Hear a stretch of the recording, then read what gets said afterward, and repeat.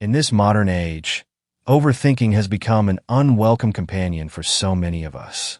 We lie awake at night, tangled in thoughts about things that don't even exist yet. It feels like we're solving a puzzle with no solution, doesn't it? Especially when it comes to studies. Think about it.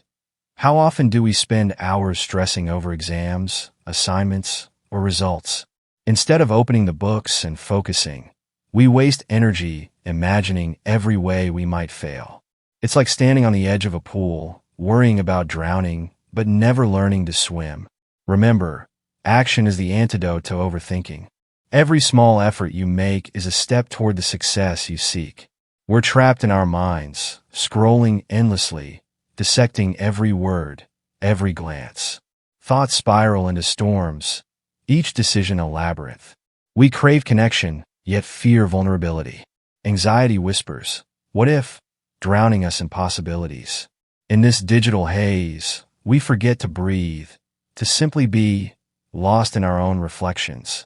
Success itself is another playground for overthinking. Am I on the right path? What if I never make it? These thoughts creep in and paralyze us. The comparison game only makes it worse. You scroll through social media and see people your age seemingly achieving more, and suddenly you feel behind. But here's the truth. What you see online is a highlight reel, not the full picture. Overthinking won't get you closer to success. Consistent effort will. Success isn't a sprint. It's a marathon where every small step counts. Family, our safe haven, can sometimes feel like a pressure cooker. We overthink our responsibilities, whether we're meeting expectations, or even whether we're making them proud. We worry about their opinions of our choices, our careers, or even our smallest actions. But remember this. Family is built on love and understanding, not judgment. Instead of letting your thoughts spiral, have open conversations. You might be surprised at how much they value your happiness over anything else. And when it comes to love, overthinking can be a silent destroyer. A delayed text reply, a simple disagreement. Our minds twist these small things into massive issues.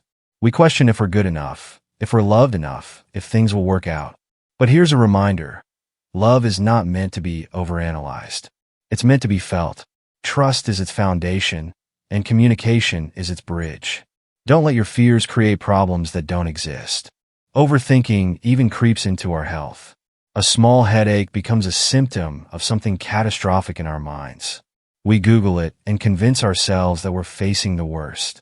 This constant worry about our physical state drains us more than the issue itself. What if instead we shifted that energy into caring for our bodies? A morning jog, a balanced meal, or even proper rest. These actions will do more for you than any overanalyzed thought ever will. Life is full of challenges, from financial struggles to career uncertainty to personal doubts. Overthinking turns these hurdles into mountains. It's like staring at a storm from your window, predicting chaos, when all you need is an umbrella to step outside. Problems are meant to be faced, not feared. Break them down. Take one small action today, then another tomorrow. Progress is built piece by piece. Overthinking is often mistaken for preparation, but the two couldn't be more different. Preparation leads to action, while overthinking leads to hesitation. It's like standing in front of a staircase and debating every possible way to climb it instead of just taking the first step. Think about how many opportunities we've missed because we were stuck in our minds. The job we didn't apply for, the person we didn't talk to, or the idea we didn't act on. All because we were too busy worrying about the what-ifs. The truth is, no one succeeds by having it all figured out from the start. They succeed because they begin, flaws and all. And let's talk about the weight of expectations. Society demands that we excel in everything. Studies, work, relationships, even hobbies. This constant pressure to be perfect fuels overthinking. Am I doing enough? Am I good enough? But here's a secret. Perfection is an illusion. Life isn't about ticking every box. It's about finding balance. It's okay to fall short sometimes. It's okay to prioritize your mental peace over society's checklist. What matters is that you're growing at your own pace, not someone else's. Overthinking can also create a disconnect from reality. We spend so much time in our heads that we miss what's right in front of us.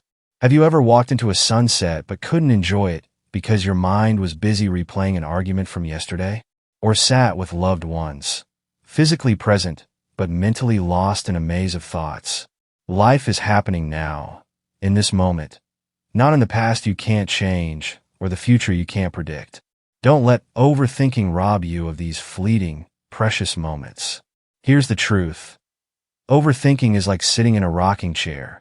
It gives you something to do, but gets you nowhere. It steals your present moment. It turns opportunities into fears and relationships into doubts.